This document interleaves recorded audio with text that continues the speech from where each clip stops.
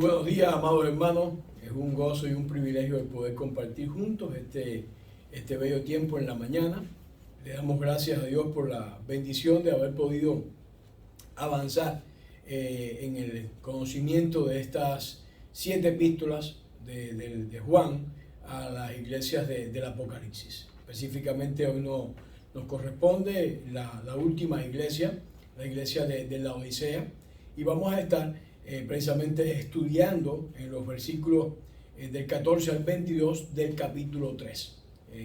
Capítulos del 14 al 22 del capítulo 3. ¿Dónde está ubicado esta iglesia? Bueno, debemos recordar que la ubicación de estas congregaciones están en el Asia Menor. Eran 3 iglesias que estaban ubicadas en esta, 7 iglesias estaban ubicadas en esta región del Asia Menor, y en cierta distancia o cierta cercanía una de la otra, probablemente tuvieron un gran impacto para la región, pero también ellas son iglesias significativas, y algunos la interpretan mirando al Apocalipsis en sentido general como en una interpretación histórica, mirando el desarrollo de la iglesia a través de los siglos. La ciudad de la Odisea como tal estaba situada a unos 60 kilómetros al suroeste de Filadelfia, cerca de Colosa, y casi 10 kilómetros de Herápolis, en el valle de Licos.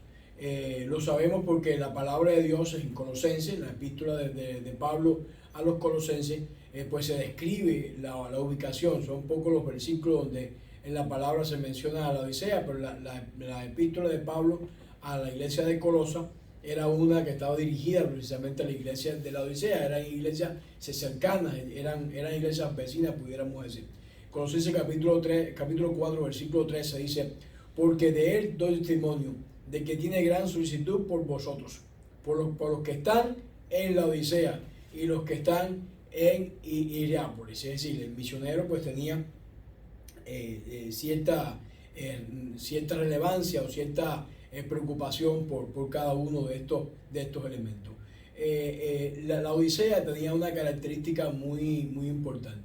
Era la puerta de entrada a Éfeso. Recordemos que Éfeso era uno de los puertos marítimos más importantes de la época.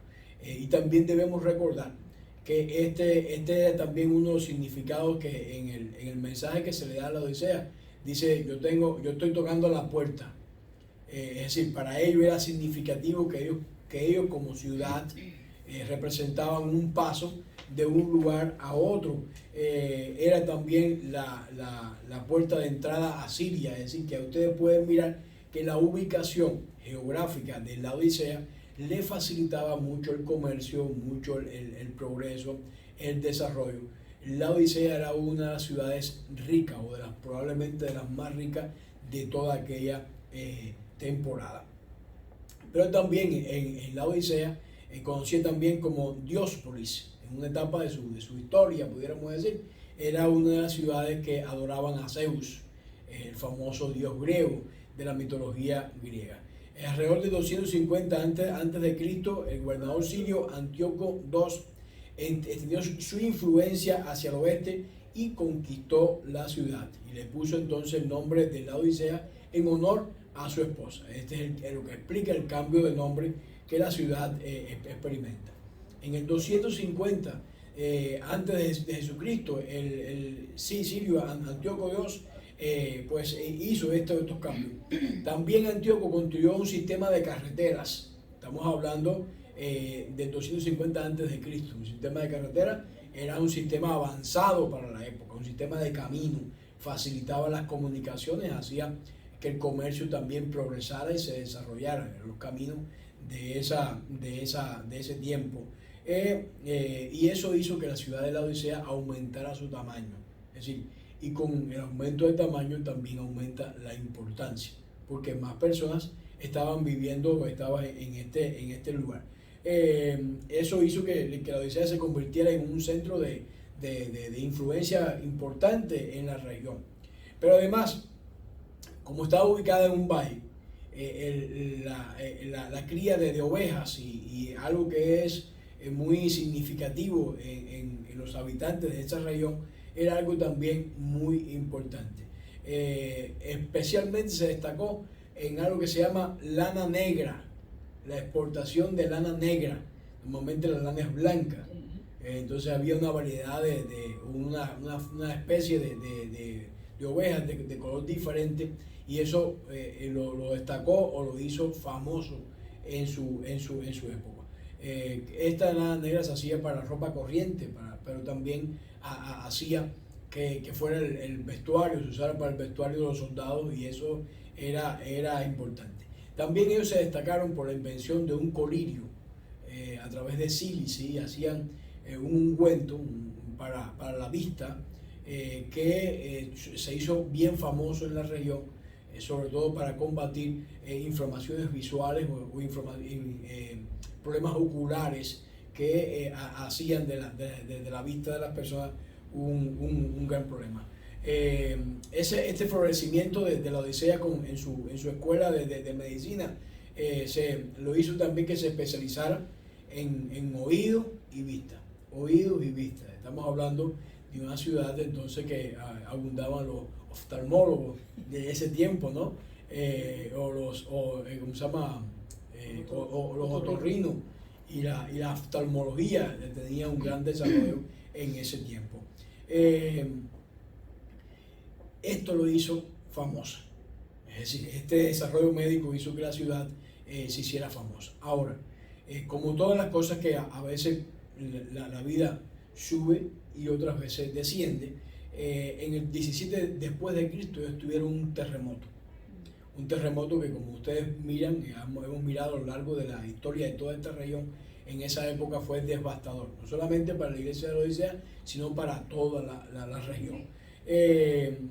Muchas de las iglesias que hemos estudiado anteriormente, cuando llegó la época del terremoto del año 17 después de Cristo, el gobierno romano les ayudó. Estamos grabando. No se escucha en vivo. No, ya yo sé. Okay. Estamos entonces mirando que el gobierno romano les eximió de ese apoyo, de esa ayuda. No tenían que pagar impuestos y demás. Es decir, les ayudaron, en otras palabras. Pero ¿qué sucedió? ¿Qué sucedió específicamente en la iglesia de la Odisea? La Odisea era una ciudad pero tan rica, que ellos, los habitantes, renunciaron a esa ayuda. Si tenían tantos recursos que, a pesar de que el terremoto los había destruido, los había aniquilado, se podían dar el lujo de renunciar a ese tipo de ayuda. Y eso es algo pues notorio, ¿no? Pudiéramos decir que muy importante.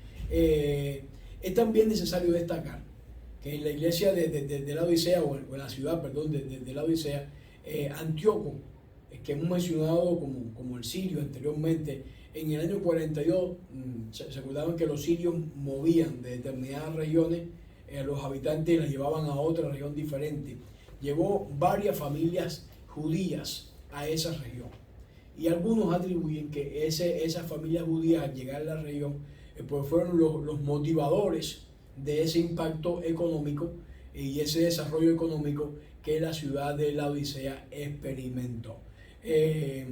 También, lógicamente, la ubicación que ya hemos estado hablando, en el año 62, los judíos incluso de esta región habían prosperado tanto que ellos quisieron pagar un impuesto, es decir, hicieron entre ellos como una especie de colecta, pero le llamaron impuesto, para la reconstrucción de Jerusalén.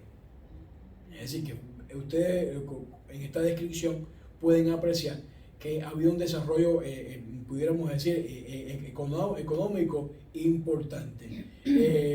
Claro, este oro nunca llegó a Jerusalén porque el procónsul se llamaba, por ejemplo, Flaco, no que sea flaco, sino más que sea gordo, pero así era su nombre. Confiscó este oro. El oro nunca llegó pero es notorio que la historia recorre que estas regiones lo habían hecho. Ahora, es también importante que cuando usted estudia la carta de la Odisea, no descubre ninguna contradicción entre la iglesia y los judíos, lo cual no es común o no es lo que comúnmente había ocurrido, sobre todo por la historia que nos cuenta el libro de los Hechos, narrada por Lucas. Siempre que el evangelio llegaba a un sitio, al principio aparecía que no había muchas dificultades, pero más adelante había una contradicción tremenda, extraordinaria con los judíos. En la Odisea no aparece. Y hay evidencia que había una comunidad judía importante, lo cual nos hace pensar que la iglesia o no se hacía notar o la iglesia se había amoldado a la ciudad, al mundo circundante, sin ella ser un agente de cambio o un agente transformador. En otras palabras, se habían aplatanado a lo que ocurría ahí en su ambiente, en su área, y no representaba un problema. Por lo tanto, eso pudiera ser una explicación que no hay indicios en la epístola de la Odisea de que ellos experimentaron ningún tipo de persecución, ni ningún tipo de problema, ni con los judíos, ni tampoco con los gentiles del lugar, lo cual es algo tremendo. Es decir que hasta ahora las características que hemos estado mirando históricas de la iglesia de la Odisea es una iglesia rica, una iglesia con prosperidad y demás, pero en el sentido espiritual no miramos ningún impacto en la sociedad, ni miramos que ellos estén haciendo nada. De hecho, no aparece mención de las doctrinas de los nicolaitas, ni tampoco de la influencia de Jezabel en su falsa enseñanza. No aparece, no hay mención. Usted puede buscarla y no aparece ningún tipo de mención. Lo que sí aparece un poco en la historia, que había un templo para rendir cultos al César. Estaba en un lugar céntrico de la ciudad, y eso indica que la iglesia se conformaba a otras religiones, porque no aparece ningún conflicto con ese. Estaba en el mismo centro.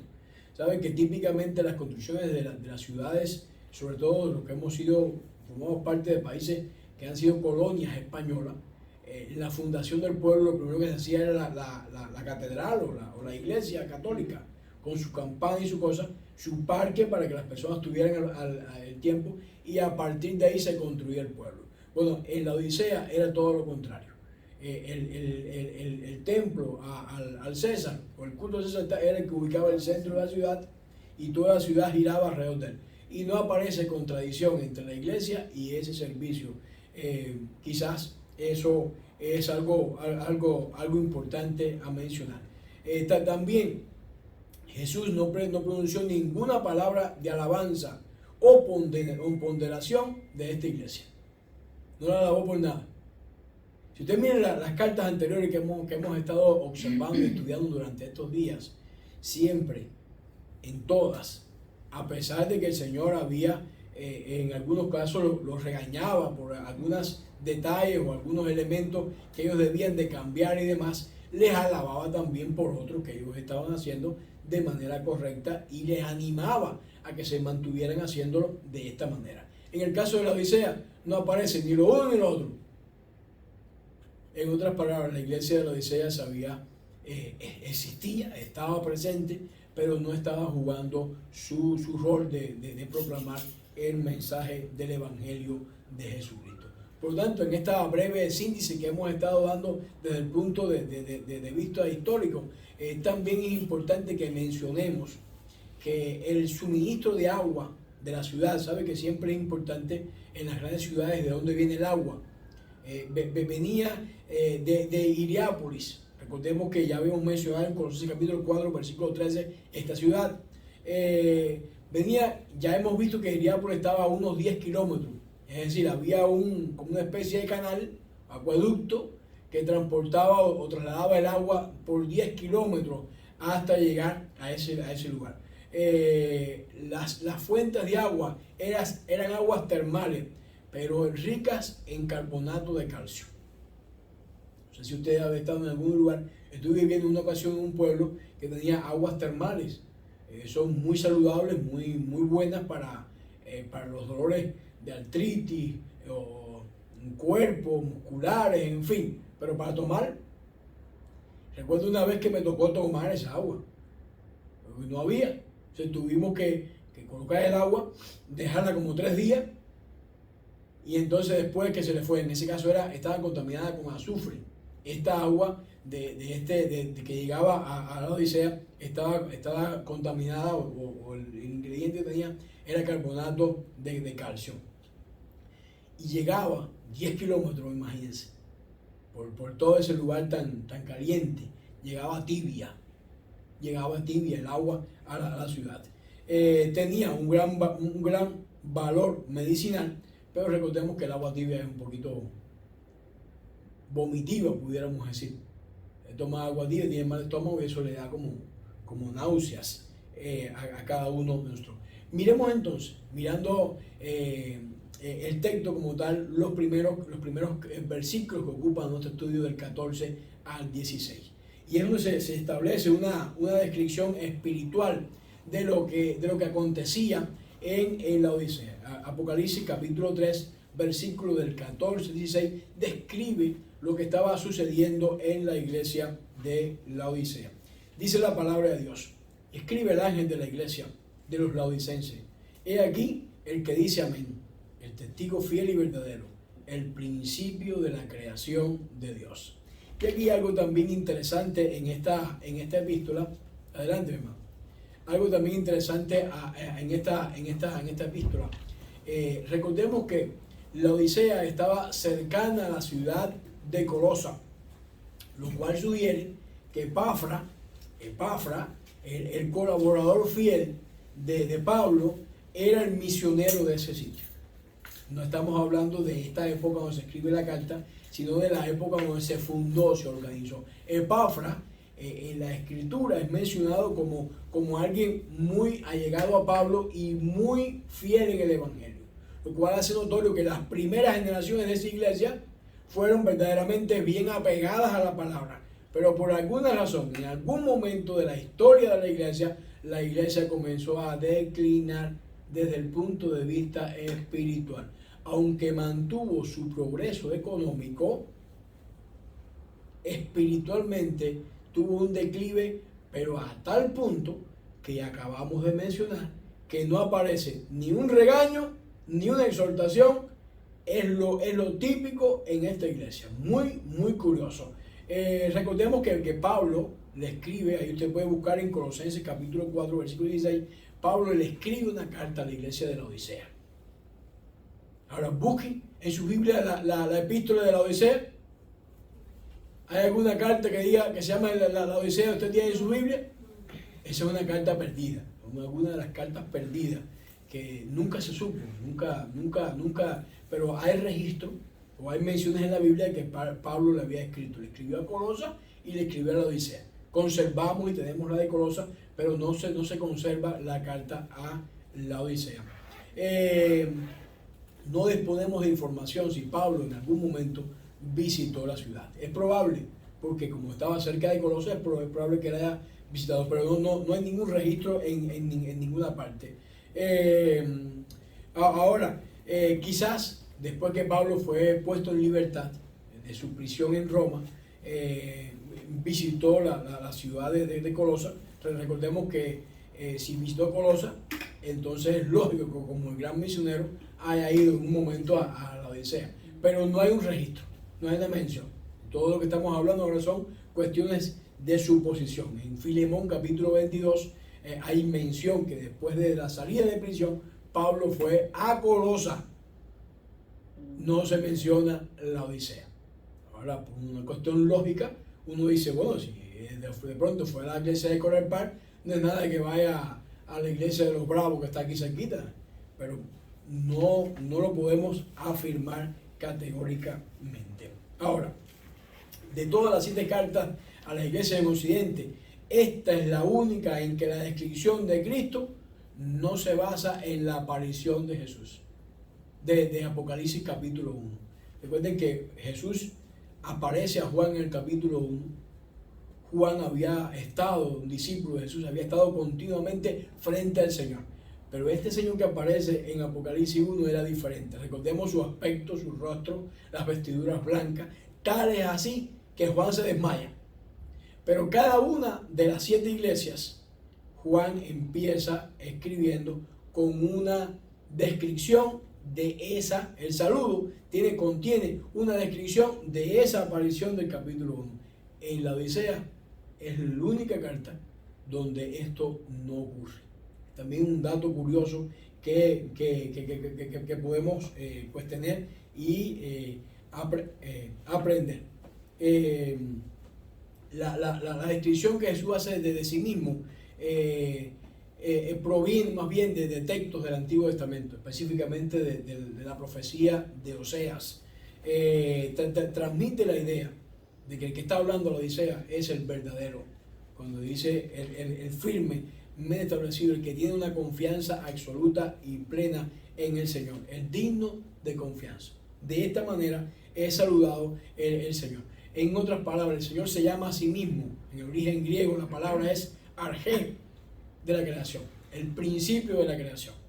Algunos aquí, como en algunos grupos, pues dicen entonces que Jesús fue creado, basado en este texto. Pero no es así. No se debe interpretar la palabra de esta manera pasiva, sino de manera activa. Jesús es quien genera y trae la existencia de la creación de Dios. Recordemos Juan capítulo 1, versículo 1. En el principio era el verbo, y el verbo era con Dios, y el verbo era Dios. Una descripción muy clara y muy precisa. El mensaje que se le da a los laodicenses es que su jactancia, su riqueza, no les ayudaba para nada. Ellos estaban siendo, gente muy rica, muy próspera, pero eso, desde el punto de vista espiritual, para nada les alababa, para nada les ayudaba. En otras palabras, estaban como fuera del lugar de pertenecer a las cosas que Jesús había dado u ofrecido a otra iglesia. Más bien, nos anima entonces nosotros a pensar que como iglesia no es nuestra competencia estar ubicados en términos económicos, y más bien estar interesados en términos espirituales. Como iglesia no somos una agencia crediticia, ni somos para nada un banco receptor de valores, sino que somos una agencia del amor de Cristo. Y ese es el valor primordial. Recordemos que esta es una iglesia próspera, una iglesia digna de la alabanza y el beneplácito del Señor. Miremos el texto siguiente, el versículo 15. Dice la palabra de Dios: sé todo lo que haces. Qué expresión tan extraordinaria.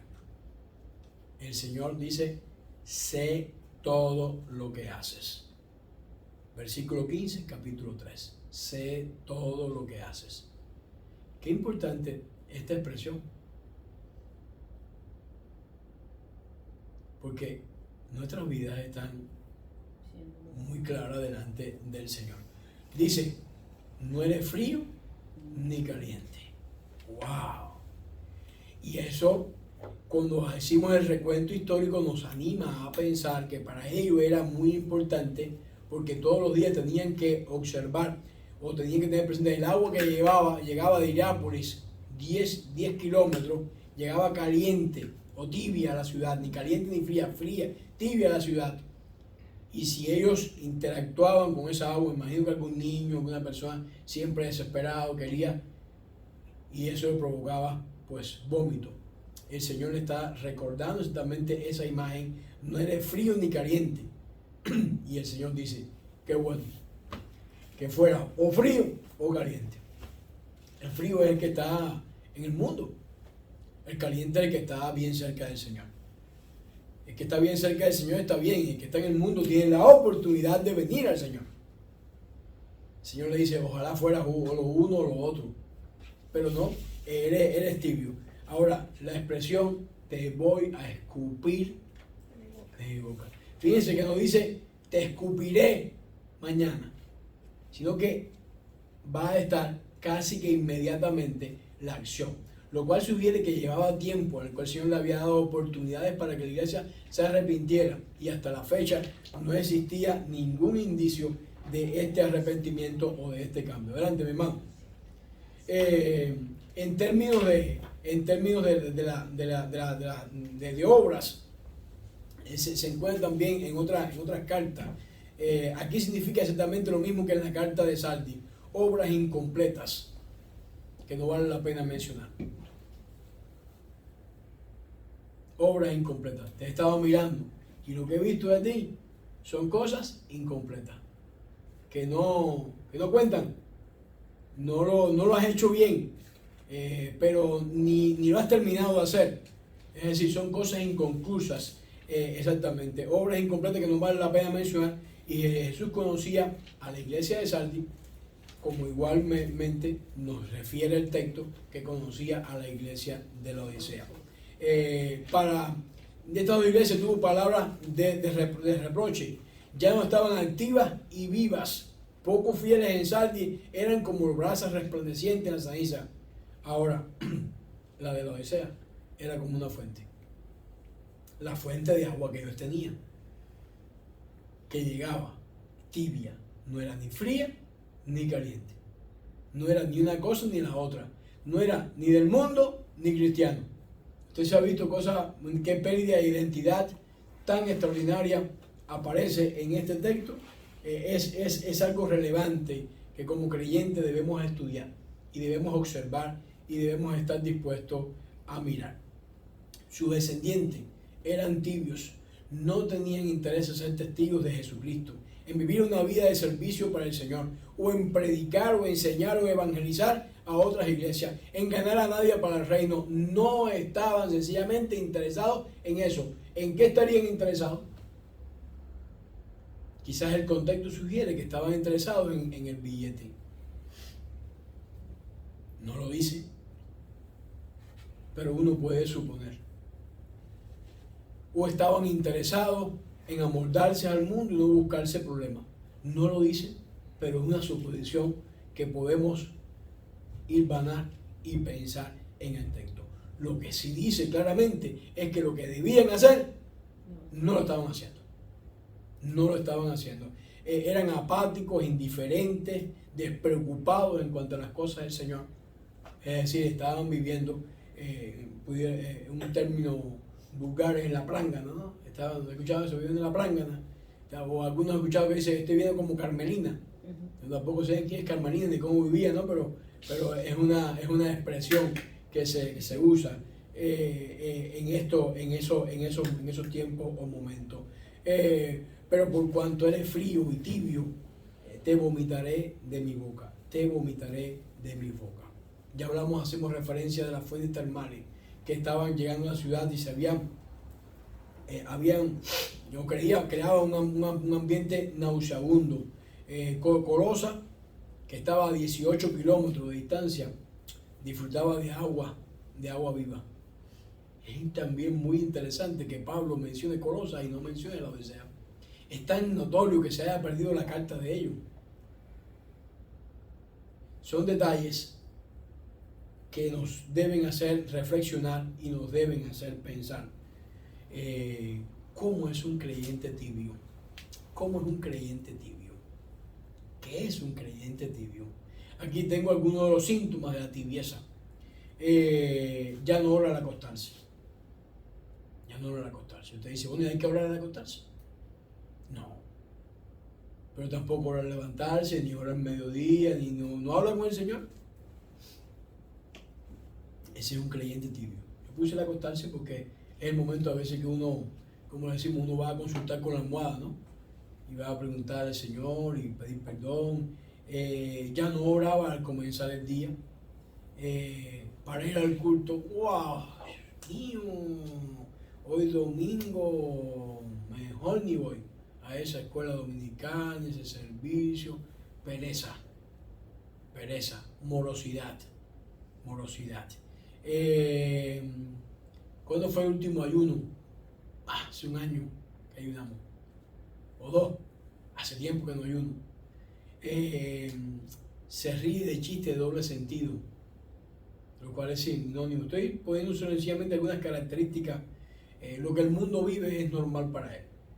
Lo que ocurre en el mundo es algo normal, es algo normal. Y se olvida de que Cristo le ve. Recordemos el texto. Yo sé tus obras, yo conozco tus obras. Por lo tanto, es muy relevante que si estamos en esa posición, nos volvamos a Cristo. Porque dice, te vomitaré de mi boca. Y lo dice ya. Es decir, esta descripción espiritual es algo muy, muy interesante. Cristo no tiene ningún interés en un creyente tibio. Porque el creyente tibio no vale nada. No tiene valor. Prefiere el Señor trabajar con personas o que ardan de energía por la obra del Señor, o que nunca han escuchado el mensaje del Evangelio y que de pronto tengan la oportunidad de aceptarlo. Pero qué difícil estar en algo y no ser. Qué difícil estar involucrado en algo y no ser parte de ese algo. Ser y no estar.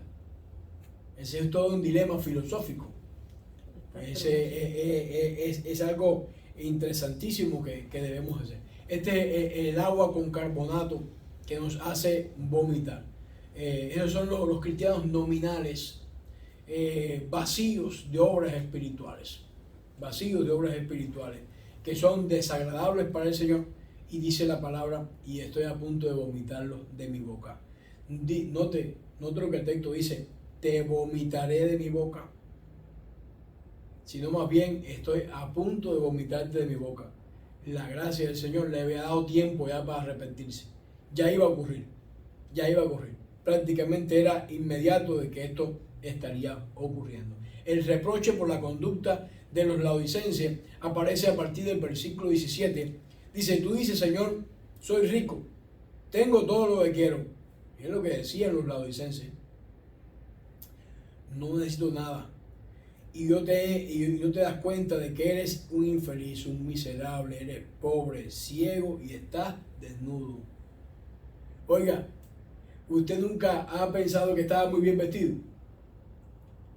Y todo el mundo lo mira. Una vez me puse un pullover y todo el mundo me miraba. Y yo decía, está bueno, me gusta. Pero ya he puesto al revés. Y entonces, bueno, usted dice, bueno, ¿qué tengo? Es decir, uno supone que está muy bien. Pero la gente que te percibe te ven de otra manera. Aquí ocurre lo mismo. Aquí ocurre exactamente lo mismo. Los laodicenses pensaban de que ellos, fíjense lo que dice, no tenían necesidad de nada. De nada. Dice, soy rico. Tenían plata. Y no les hacía falta de nada. Oiga, tenían plata porque para que ustedes digan que no hace falta de nada. ¿Usted ha visto a alguien que tenga mucha plata que siempre diga que no hace falta nada? Siempre hace falta algo. Entre más plata, más usted, si usted quiere algo más. Siempre hay sueños, es normal. Pero esta gente estaban nadando en billetes que no les hacía falta. Ahora, lo que el Señor dice de ellos, o lo que el Señor percibía de ellos, era muy diferente. Las palabras son muy fuertes. Estoy leyendo en otra versión, lógicamente, pero las que vienen en el 60 también son fuertes. Eres infeliz, miserable, pobre, ciego, y por si fuera poco, estás desnudo. Por si fuera poco, estás desnudo. No podemos determinar realmente si los miembros de la Odisea eran una iglesia rica. No sabemos, no tenemos un indicio. Solo el contexto parece indicar que sí era una iglesia próspera, en el sentido económico. Pero son suposiciones.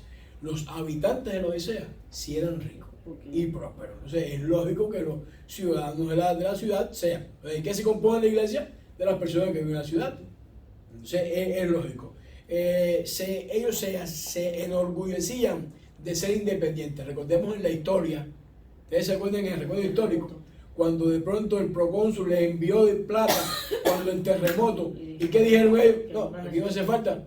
Nosotros solo con el bien que tenemos lo vamos a reconstruir la ciudad. Todas las iglesias aceptaron, y todas las ciudades, perdón, aceptaron las ofrendas que le daba el gobierno y que les eximiera de los... Ellos no, ellos tenían. Así que se enorgullecían de que era una iglesia y de que era una ciudad próspera. Los miembros de la iglesia parece que estaban muy de acuerdo en mostrarse independientes y en ayudar a los vecinos. En consecuencia, no llegaron a ver la diferencia entre riqueza material y riqueza espiritual. Y eso es un error fatal. Un error fatal. Una persona necesita ser rico para con el Señor. Recordemos lo que el texto dice: separado de mí, nada podéis hacer. Si usted puede tener muchísimas riquezas materiales, si no tiene el Señor, nada puede hacer. Lo más importante es la riqueza espiritual en ese caso. Se jactaban de su autosuficiencia y eso les llevó incluso a suponer que no necesitaban de Cristo. El texto dice, miren el texto, no necesito de nada. Eso incluía a Cristo. ¿Se atrevería a decir esas palabras? Son unas palabras muy jactanciosas, como muy arrogantes, como muy fuertes, ¿no? Demasiado altaneras. En otras palabras, ellos eran espiritualmente, ¿qué? Ciegos. Espiritualmente ciegos. No necesitar de nada es inconcebible en el caso de un verdadero cristiano. Inconcebible. El cristiano necesita, si no le hace falta otra cosa, Cristo. Es decir, usted dice así: bueno, yo no tengo esto y lo otro, pero tengo a Cristo. Amén. De hecho, Cristo es nuestra principal riqueza. Amén. Dependemos de Cristo día y noche. Nuestros vestidos, nuestra protección, nuestro alimento viene desde su mano y sus bendiciones. Ser autosuficiente es el colmo de la arrogancia espiritual. El colmo de la arrogancia espiritual. Ser autosuficiente. Porque ya no estamos funcionando con fe, sino que estamos confiando en ¿qué? En nosotros mismos y en nuestra riqueza, en nuestros logros, en nuestra fuerza. Y eso es un peligro mortal. Un peligro mortal. En vez de ser ricos, los laodicenses son espiritualmente pobres. Así lo describe el texto. Espiritualmente pobres. Pobres. Porque los bienes materiales lo han cegado. Los bienes materiales lo han cegado. Recordemos la parábola del sembrador. Los afanes y las riquezas de este mundo les robaron ¿qué? La palabra, la semilla. No pudo producir porque fue ahogada por estas cosas. Esto es exactamente lo que está ocurriendo en la iglesia de la Odisea. Pero lo que no tiene estas cosas, la vista es muy corta, es ciego, habiendo olvidado la purificación de sus antiguos pecados. Así sentencia Pedro a los que piensan de esta manera. Y por último, se presentan desnudos delante de Dios. En otras palabras, son incapaces de cubrir su vergüenza. Incapaces de cubrir su vergüenza. Piensan que tienen mucho y en realidad están carentes de todo. El versículo 18 del texto dice: te amonesto de que te amonesto que de mí compres oro en fuego para que seas hecho rico y vestiduras blancas para que descubran tu desnudez y tus ojos con colirios para que vean. En otras palabras, el Señor les anima: por favor, salgan de esa estupidez espiritual que ustedes están viviendo, despiértense y busquen verdaderamente el sentido de la vida, el sentido de hacer las cosas como Dios manda y como Dios indica en su palabra. Jesús está aconsejando a la iglesia de la Odisea que demuestre su gracia divina, utilice el lenguaje del mercado y alude a expresiones del Antiguo Testamento como el caso de Isaías. Vengan, compren vino y leche sin pago alguno. Así recomienda Isaías que hagan. Vengan, ¿a quién? Al Señor. Vengan pronto, vengan pronto, vengan pronto. Salgan de esa ceguera espiritual que están viviendo. Se dirige a quienes con descaro afirmaron que no tenían ninguna necesidad y los invitan a que compren el verdadero oro. Pero ¿quién es el dueño del oro y de la plata? El Señor. El Señor. No tenemos otro dueño del oro y de la plata que no sea el Señor. La escuela de medicina de este lugar, pues exactamente era un indicio. Estaban ellos familiarizados con las propiedades curativas de ese ungüento que ellos tenían. Y el Señor dice: por favor, ese mismo, pero espiritualmente ponte los ojos para que veas, para que te veas. es también muy interesante cuando usted está en un lugar, esos que son como oscuritos, usted va con su esposa, con alguien, oscuro ahí, medio oscuro, y usted está comiendo sus tics y sus cosas, y usted cree que está limpio, y de pronto te sale la luz y ve que se echó el tomate arriba, o se echó la comida, y usted, ¡ah! La luz lo revela todo. El Señor está diciendo, pónganse colirio para que ustedes vean que no están como ustedes suponen que están. Es decir, las propiedades de este ungüento procedía de la llamada piedra de Frigia, que se convertía en polvo y se hacía un ungüento ocular. El Señor les está recomendando a los creyentes de la Odisea que estaban ciegos y debido a que se habían engañado a sí mismos y no eran capaces de ver con los ojos espirituales, con el colirio de los ojos de Jesús, podían ver sus propios pecados y la palabra de Dios y caminar con Jesús en un mundo de luz. Y caminar con Jesús en un mundo de luz. Los últimos versículos 19 y 20 está amonestando: yo reprendo y disciplino a los que por tanto sé fervoroso y arrepiéntese. Ser fervoroso y arrepiéntese indica que el amor y la disciplina van de la mano en la renovación de nuestra relación con el Señor. El amor y la disciplina, mi hermano, van de la mano. No es que digas, no, yo lo amo tanto que no soy capaz de decirle nada. No, el amor y la disciplina van juntos. Dice la palabra que el que yo amo, disciplino. El que yo amo, disciplino. Ser celoso, mis hermanos, es un mandato. No digo yo celoso enfermizo con su esposa, no, eso es. Pero ser celoso aquí es el término de estar atento, de estar preocupado, que las cosas funcionen como deben, de hacer lo que uno debe hacer. Es una continuidad espiritual y está en imperativo. Arrepiéntete. Es una acción que deben hacer los laodicenses de una vez y por todas. No es que, mira, considera lo que estoy diciendo y que ve a ver. No, es que ya. Tienes que hacerlo de una vez o por todas, o te vomitaré de mi boca. No es, fíjense que en otras iglesias dice, mira las obras que tiene, analiza. No, aquí no hay nada que analizar. Ya. Incisivo, la epístola del Señor. Ya. Arrepiéntete, o te vomitaré de mi boca. Es decir, ya estaba el hacha en el tronco. Ya no había tiempo. Era ahora o nunca. Era el momento de hacerlo. Es decir, los laodicenses tienen que dar un giro de 180 grados y renunciar a este pasado de adaptación a cómo vivían el resto de los ciudadanos de la Odisea. Y ellos tenían que decidir en su nueva vida en Cristo. El versículo 20 dice, mire que yo estoy en la puerta y llamo. Si alguno oye mi voz y abre la puerta, entraré y cenaré con él. Y él conmigo. Entraré y cenaré con él y él conmigo. Recordemos que la Odisea era la puerta ¿de qué?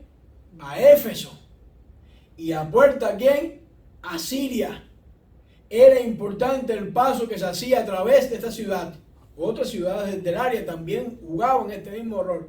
Pero la Odisea tenía la característica de que estaba muy vinculado también con Éfeso y con Siria. Ahora, si alguno oye y abre mi voz y abre la puerta, fíjense que tiene que abrir la puerta, no es el Señor, es el que está del lado allá, el habitante de la ciudad, el de la iglesia. Ese texto lo usamos mucho para evangelismo. Y aquí yo estoy en las puertas y llamo. Y arrepiéntete. No es para evangelismo.